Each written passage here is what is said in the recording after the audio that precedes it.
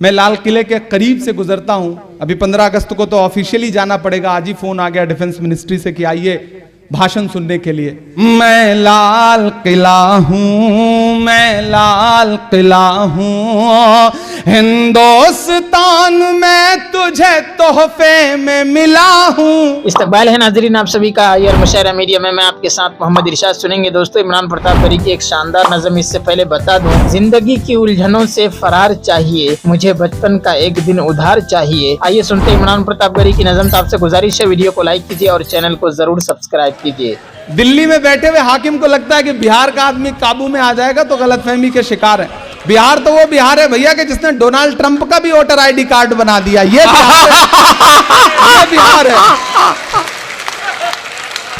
तो बिहार बताएगा अभी। मैं तो गया था बिहार में पिछले दिनों, अखिलेश जी ने एक कार्यक्रम में बुलाया था, तो वहां मीडिया के साथियों ने कहा नीतीश जी के बारे में क्या कहेंगे। मैंने कहा मैंने तो आते हुए एक रास्ते में एक भोजपुरी गाना सुना है कि छन छन बदले तोहरे मिजाज रजऊ, उड़नबाज रजऊ, धोखेबाज रजऊ। मैंने कहा बिहार कितना समृद्ध है सांस्कृतिक रूप से, कितना कल्चरली रिच है कि यहाँ के लोक कलाकार ही नेताओं को निपटा देते हैं, बाकी की जरूरत ही नहीं पड़ती अपोजिशन की। तो बिहार की मोहब्बत को सलाम। मैं नज्म सुनाता हूं, एक नज्म जिसका उन्वान है लाल किला।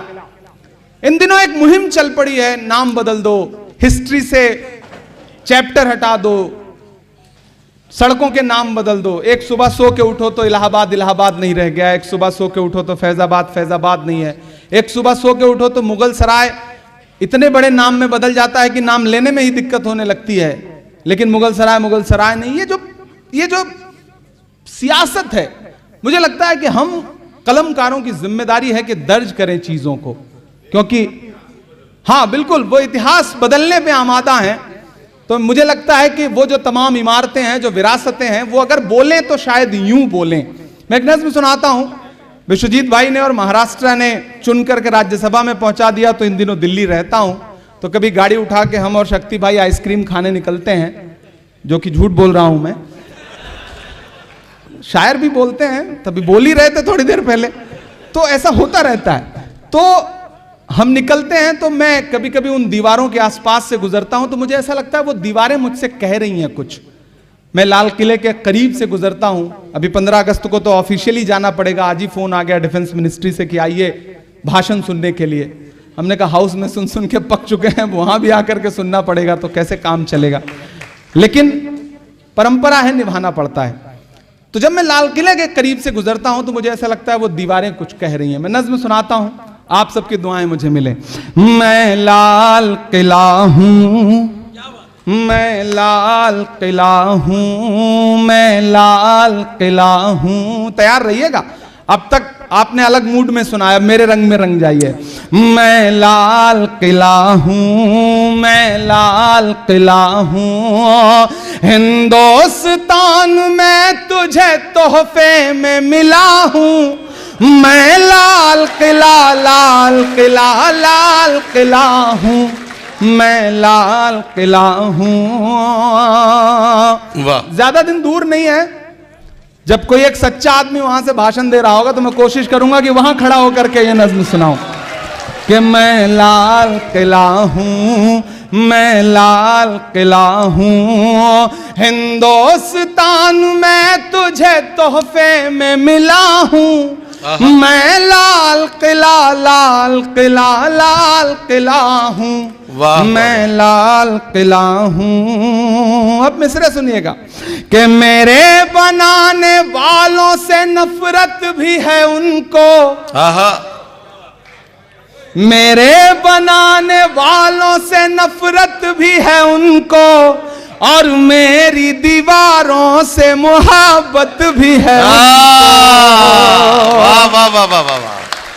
ज्यादा दूर नहीं है हम लोग ना लाल किले से, तो पहुंचाइएगा सदाएं वहां तक कि मेरे बनाने वालों से नफरत भी है उनको, और मेरी दीवारों से मोहब्बत भी है उनको।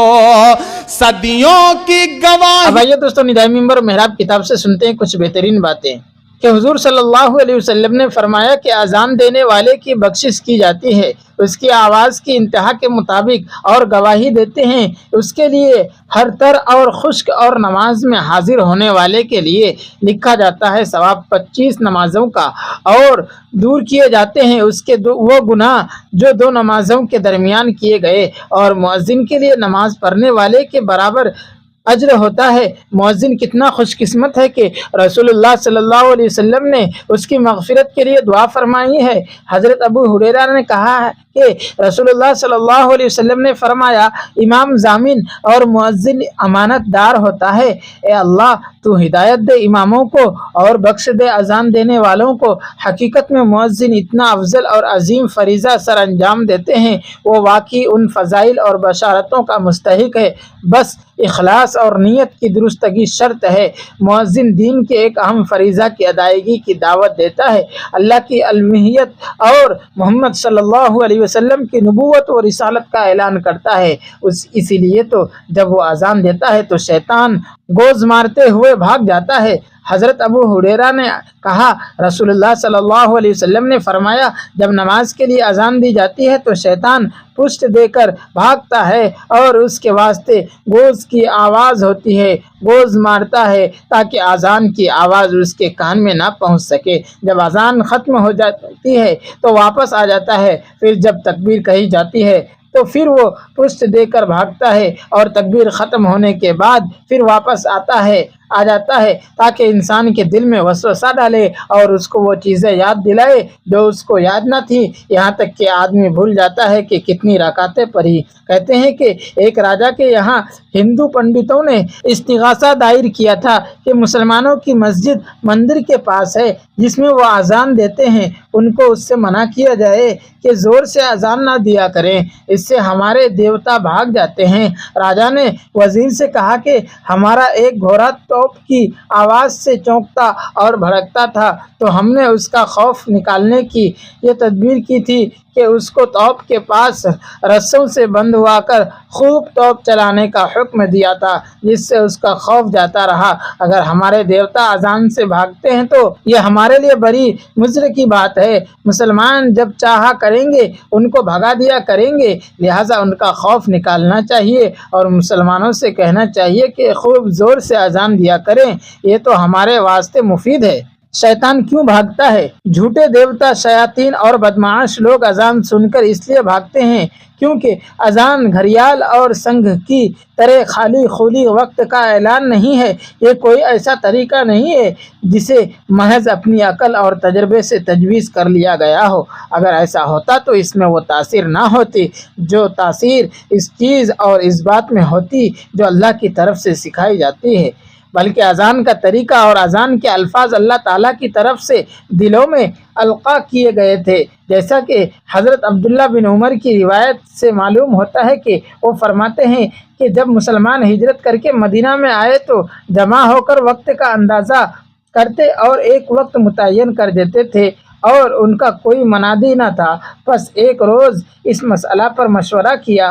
बाज़ ने कहा नसारा की तरह नाक़ूस ले लो, बाज़ ने कहा फरना ले लो जैसा कि यहूद के पास है। हज़रत उमर ने कहा कोई आदमी क्यों ना मुकर्रर कर दें जो नमाज का बुलावा दे दिया करे। जिस पर रसूलुल्लाह सल्लल्लाहु अलैहि वसल्लम ने फरमाया बिलाल रज़ी अल्लाह अन खड़े हो जाओ और नमाज की मनादी कर दो। दोस्तों, वीडियो के आखिर में आपसे गुजारिश है, अगर वीडियो पसंद आई हो तो वीडियो को लाइक कीजिए और चैनल को ज़रूर सब्सक्राइब कीजिए।